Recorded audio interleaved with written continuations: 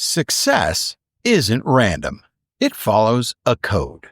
Welcome to the Conant Code, where we break down the strategies, challenge the myths, and uncover the truth in 5 minutes or less.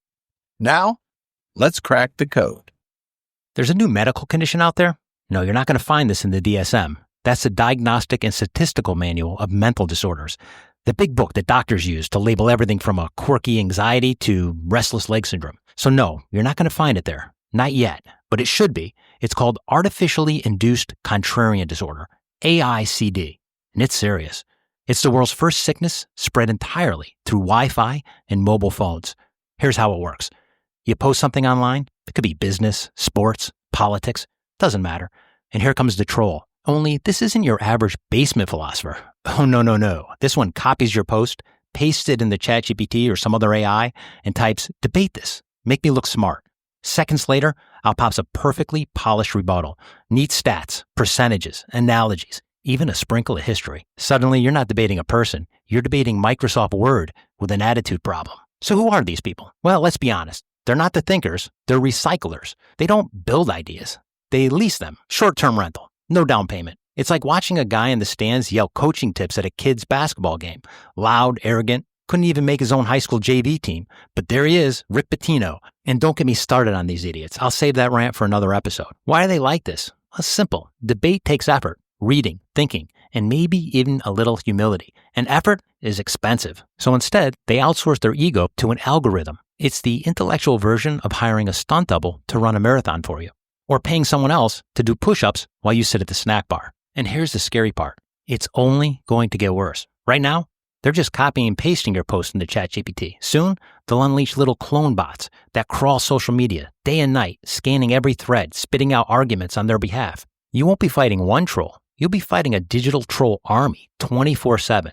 Multiply that times millions of idiots, and suddenly the future looks amazing. I can't wait. It'll be like watching Real Housewives 24/7 on repeat. Same drama, same yelling, no plot, and somehow louder. And imagine how far it goes. By 2030, you won't be just using AI for debates. You'll be using it for everything. You'll be at a wedding and the vows will sound suspiciously like a chatbot. I promise to love you, long dash, according to the top 5 bullet points I generated for internal commitment. Then the groom will add, "I may not always understand you, but here are the alternative phrasings of my devotion." That's where we're headed. Love, honor, cherish, and all optimized for readability on a 7th grade level. So yes, they look human. They sound human, but don't be fooled. They're digital ventriloquist dummies. And the hand inside them, it's not theirs. It's a chatbot. So let's give it a clinical definition. Artificially Induced Contrarian Disorder, AICD. It's the compulsive urge to outsource your bad arguments to artificial intelligence. Symptoms include compulsive rebuttal syndrome.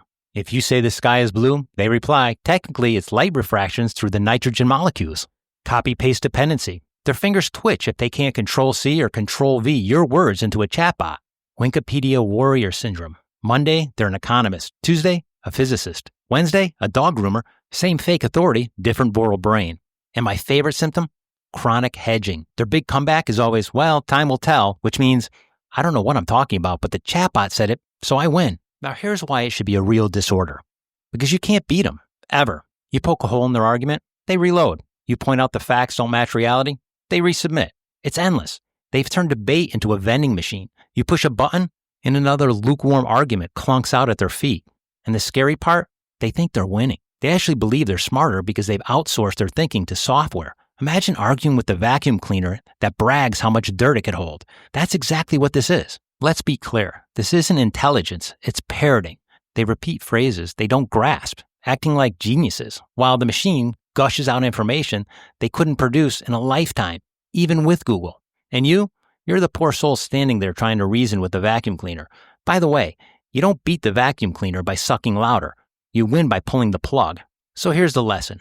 Artificially induced contrarian disorder isn't in the DSM, but it should be. Because if you can diagnose restless leg syndrome, surely we could diagnose restless reply syndrome. The prescription is simple. Block twice a day, delete as needed, and move on before you catch AICD yourself, because it's highly contagious. The second you feel like copying the comment and going to the ChatGPT tab on your computer, getting ready to add your 2 cents, put the mouse down. step away and attend your first meeting of Commenters Anonymous. Also, not a real thing yet. So remember, you can't out-argue the copy machine because all it does is copy. And if you spend your time debating with a copy machine, the only thing that gets duplicated is your own stupidity. So do yourself a favor, unplug it and move on. And that, my friends, is the Conant Code. That's it for this episode of the Conant Code. If you got something out of it, share it with a friend, follow the show, and leave a review on your favorite podcast platform. More insights, more strategies, and more code breaking coming soon. Until next time, keep thinking, keep building, and keep pushing forward.